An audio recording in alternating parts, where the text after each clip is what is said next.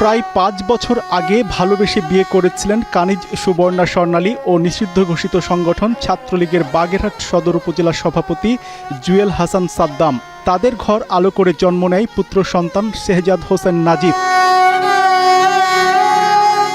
কিন্তু ৫ আগস্ট ছাত্র জনতার অভ্যুত্থানের পর গ্রেপ্তার হয়ে কারাগারে যান জুয়েল। এর মধ্যেই ৯ মাস আগে জন্ম হয় তাদের সন্তান নাজিফের। জন্মের পর সন্তানকে একবার কোলে নেওয়ার তীব্র আকাঙ্ক্ষার কথা স্ত্রীকে দেওয়া চিঠিতে উল্লেখ করেন জুয়েল।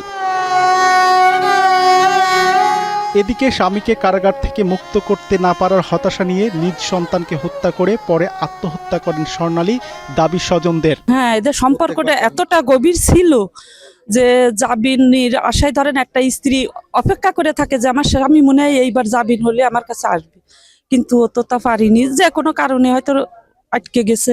টানা তৃতীয়বার অর্জন করেছে দেশের সেরা সুপার ব্র্যান্ড স্বীকৃতি বসুন্ধরা টিস্যু। খুব চেষ্টা করেছে জামিনের জন্য, জামিন হয়নি।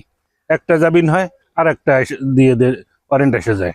রাজনৈতিক কেস, যাতে লাস্টে মারা গেল, মারা যাওয়ার পরেও তার জামিন হয়নি। চেষ্টা করেছে, জামিন হয়নি। এই লাশ এখন যশোরের উদ্দেশ্যে রওনা হয়েছে। যশোরে ওনার হাজব্যান্ড আছে এবং ছেলের বাবা আছে।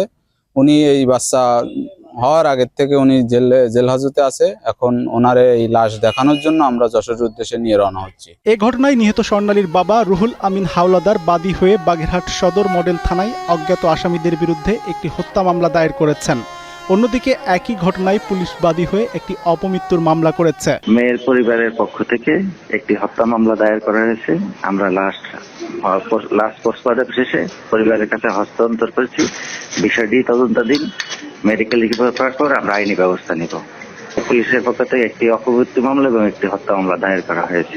এদিকে শনিবার বিকেলে স্ত্রী সন্তানকে শেষবারের মতো দেখাতে মরদেহ নিয়ে যাওয়া হয়েছে যশোর কেন্দ্রীয় কারাগারে। তবে এলাকাবাসী এই মৃত্যুকে রহস্যজনক বলে মনে করছেন। ঘটনার সঠিক তদন্তের দাবিও জানান তারা। মামুন আহমেদের পাঠানো তথ্য ভিডিও চিত্রে ডেস্ক রিপোর্ট, কালের কণ্ঠ।